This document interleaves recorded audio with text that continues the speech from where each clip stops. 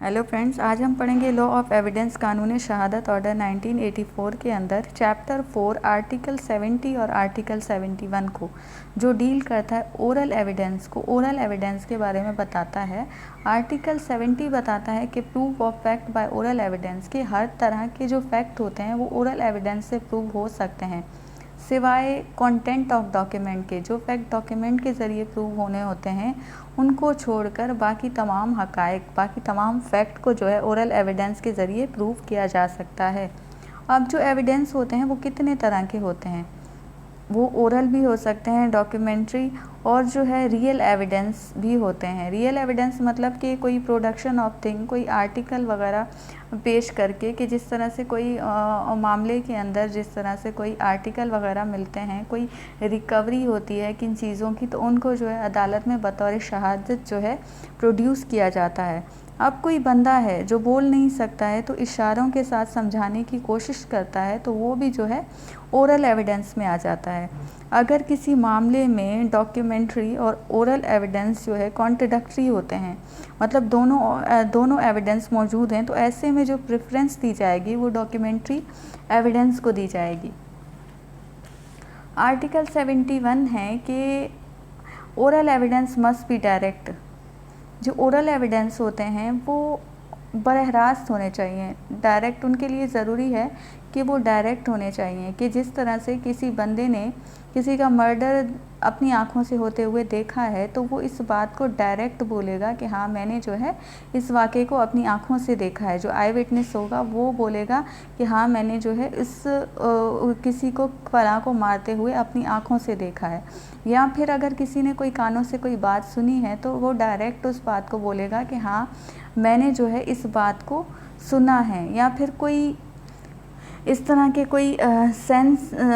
इस तरह की कोई बात जो है वो सेंसेस के थ्रू किसी बात को महसूस करता है, तो वो भी जो है अदालत में इस बात से मुतल्लिक अपना डायरेक्ट बयान देगा कि हाँ, मैंने जो है इस चीज़ को महसूस किया, इस बात को महसूस किया, इस चीज़ को महसूस किया। अब मज़ीद इसके अंदर बताते हैं कि provided that the opinion of expert, कि अब जहाँ किसी मुहादे या किसी डॉक्यूमेंट को प्रूव करना है और उस बात को प्रूव करने वाला मर चुका है या मिल नहीं रहा है या किसी वजह से वो डिले हो गया है, तो फिर अदालत जो है उसको बग़ैर किसी ताख़ीर किए जो है उसको प्रूव करेगी। किस तरह से जो ओपिनियन ऑफ एक्सपर्ट होते हैं उनकी राय से जो है उस बात को प्रूव किया जाएगा। फिर उसके अंदर उस बात के अंदर जो है, उस मामले के अंदर जो एक्सपर्ट होते हैं उनकी राय लेना ज़रूरी होता है। फॉर एग्ज़ाम्पल कि अगर कोई मेडिकल रिपोर्ट है तो उसमें जो है डॉक्टर का ओपिनियन लेना ज़रूरी होता है। उसके ओपिनियन के बग़ैर जो है उस मामले को हल नहीं किया जा सकता है। या फिर कोई अगर डॉक्यूमेंट है तो उसमें जो है राइटिंग एक्सपर्ट या कोई सिग्नेचर एक्सपर्ट, उसके ओपिनियन की ज़रूरत होती है, और उसको जो है लेने के बग़ैर, उनके ओपिनियन के बग़ैर जो है कोई फ़ाइनल फ़ैसला नहीं किया जाता है, कोई जा सकता उनके ओपिनियन के बग़ैर। अब जो है provided further that if oral evidence refer to the existence or condition of any material thing other than a document, कि अगर डॉक्यूमेंट के अलावा कोई इस तरह की कोई चीज़ है जो अदालत में मुआयने के लिए पेश की जाती है, कोई आर्टिकल वग़ैरह, वो भी जो है ओरल एविडेंस में आ जाता है। फॉर एग्ज़ाम्पल कि कोई पिस्टल जो है किसी से रिकवर हुई है,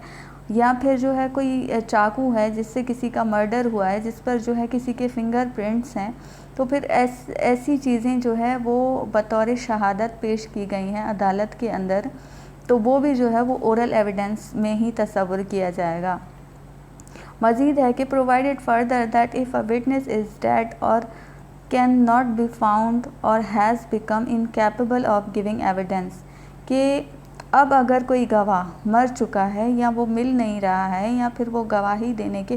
काबिल नहीं रहा है, मतलब वो पागल हो चुका है या किसी वजह से जो है वो गवाही देने के अब जो है काबिल नहीं है, तो ऐसे में अदालत उस पार्टी को इख्तियार देती है कि वो उसके बिहाफ पर कोई दूसरे गवाह को प्रोड्यूस करे बग़ैर किसी ताख़ीर के, अदालत जो है फिर उस पार्टी को जो है उसके लिए इख्तियार देती है कि वो किसी दूसरे गवाह को प्रोड्यूस करे, उसके बिहाफ पर जो है वो गवाही दे। हालात वाक़यात को देखते हुए, उस केस की नौइयत को देखते हुए जो है उसके बिहाफ पर कोई दूसरा बंदा जो है गवाही दे, जिसको कहा जाएगा कि शहदा अला अल शहदा, एक गवाह पर जो है दूसरा गवाह पर हदूद के मामलात को छोड़कर, हदूद के मामलात में जो है इस तरह का कोई कॉन्सेप्ट नहीं है, उसको छोड़कर बाकी इस मामले के अंदर जो है ओरल एविडेंस के अंदर बताया गया है कि अगर कोई जो है गवाह किसी वजह से वो अदालत में हाजिर नहीं हो सकता है तो फिर उसकी जगह किसी दूसरे गवाह को प्रोड्यूस किया जा सकता है उसके बिहाफ पर गवाही देने के लिए। तो आज का जो हमारा लेक्चर था फ्रेंड्स वो यहीं तक ही था। मिलते हैं नेक्स्ट वीडियो में।